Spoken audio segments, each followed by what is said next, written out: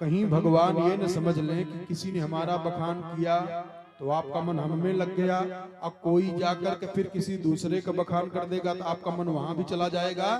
तो रुक्मिणी जी उसका जवाब दूसरे श्लोक में लिख करके दे रही हैं कि का त्वां मुकुंद महती कुलशील रूप। यही गुण आ जाए पुरुष के अंदर ना, तो लक्ष्मी जी की कृपा अपने आप बरस जाएगी, घर में कुछ नहीं करना है, ये गुण आ जाए।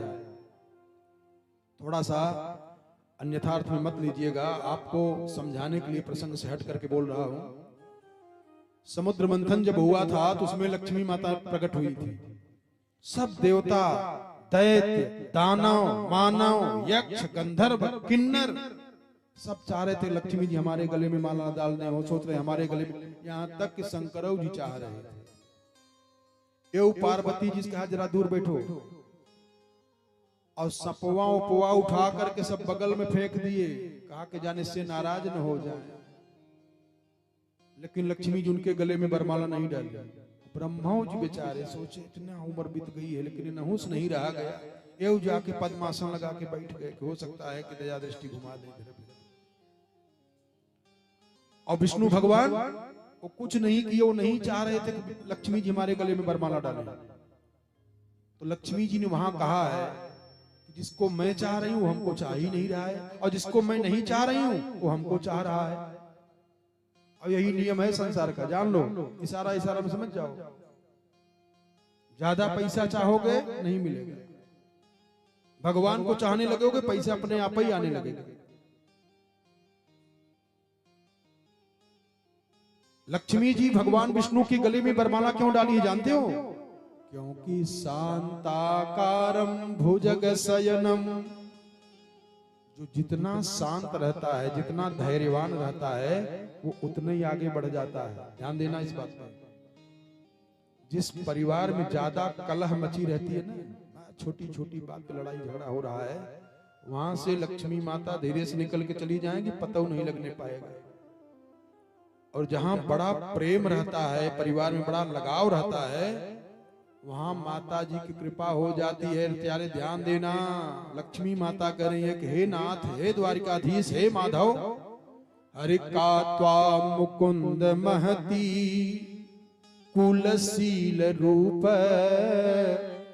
विद्या वयो द्रविण धाम भीरात्म तुल्यम।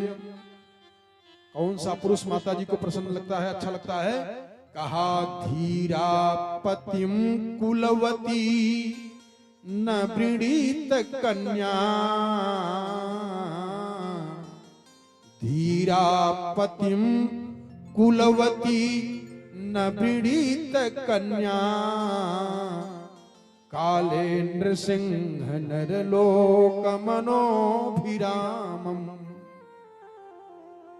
यहाँ पे माता जी ने बहुत बढ़िया बात कह दिया है। कहा हे नाथ, संसार के लोगों की प्रथा बिगड़ गई है, इनकी आदत बिगड़ गई है। कैसे? कहा यहाँ पे लड़की के पिता से लड़का का पिता जबरदस्ती मांग करके दहेज लेता है। महाराज इनको जरा सुधार दीजिए। काले नृसिंह नरलोक मनोभिरामम, आप इनके संस्कार को ठीक कर दीजिए। क्यों? क्योंकि महाजनो ये नगतः सुपंथा, इशारा कर रही हैं कि आप दान करके हमको लेके चलिए।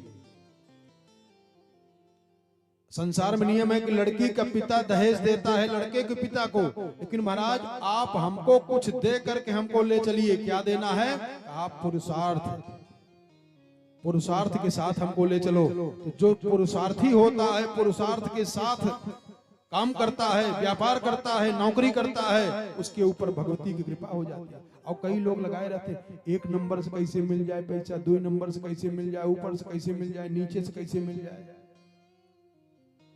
वो ज्यादा दिन नहीं टिक पाएंगे, गड़बड़ हो जाएंगे।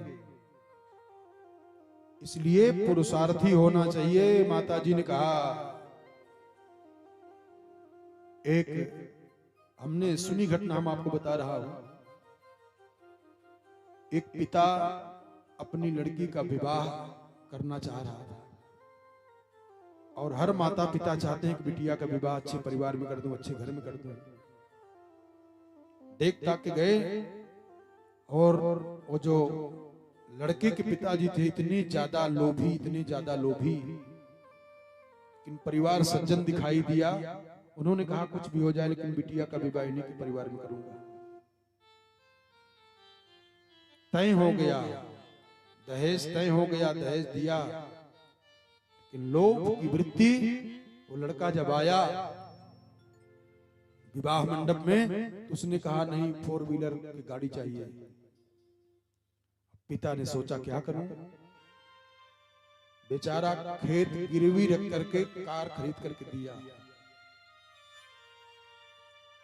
और वो लड़की जब गई तो गाड़ी में बैठ करके दोनों जा रहे थे पति पत्नी दर्शन करने के लिए। और जब गए तो एक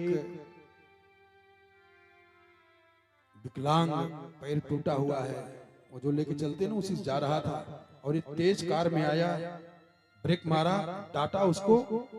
समझ में नहीं आ रहा है, रोड पार कर रहे हो, डांटने लगा। तो वो लड़की धीरे से उतरी और अपना पर्स खोली, निकाल करके उसको 500 रुपया पकड़ा करके प्रणाम किया। उसके पति ने कहा कि जानती हो इन लोगों को धंधा है, ऐसे घूम घूम के मांगते रहते हैं, क्यों दे दिया? उसने बड़ा सुंदर समझाया, कहा रे उसको तो मांगने के लायक भगवान ने कर दिया है, जिसको ठीक ठाक किया है अगर वो भीख मांग रहा है, आपको शर्म नहीं आ रही? आप भीख मांगते हो? उसका पति कहा मैं भीख मांगता हूं। और क्या करते हो? तब वो बात जब याद कराई मंडप वाली, बस उस लड़के का दिमाग ठीक हुआ और उसने कार बेच करके अपनी लड़की के जो पिताजी जमीन गिरवी रखे थे उसको छुड़ा कर किया और गलती माना। कहा आज के बाद ऐसी गलती हम कभी नहीं करूंगा। रुक्मिणी माता ने कहा काले नृसिंह नरलोक मनोभिरामम। महाराज यहाँ पे लोग लड़की के पिता से मांगते हैं, दहेज लेते हैं। इसके बाद रुक्मिणी जी ने और पत्र में लिखी है, क्या? हे द्वारिकाधीश, हमारा भाई जबरदस्ती हमारा विवाह शिशुपाल के साथ में कराना चाह रहा है और शिशुपाल भी बारात लेकर के आएगा। आप कृपा करिएगा कि लड़ाई झगड़ा न हो और मैं आपके साथ चली चलूं। कैसे? तो जवाब लिखी है कि हमारे यहाँ की परंपरा है कि जब लड़की का विवाह होने का समय आता है तो पहले जाती है शंकर जी पार्वती के मंदिर में पूजा करने के लिए। तो मैं भी आऊंगी अपनी सखियों के साथ में मंदिर में पूजा करने के लिए, और उसी मंदिर में शिव और पार्वती को साक्षी बना करके मेरे मांग में सिंदूर डाल करके आप हमको लिवाए चलिएगा।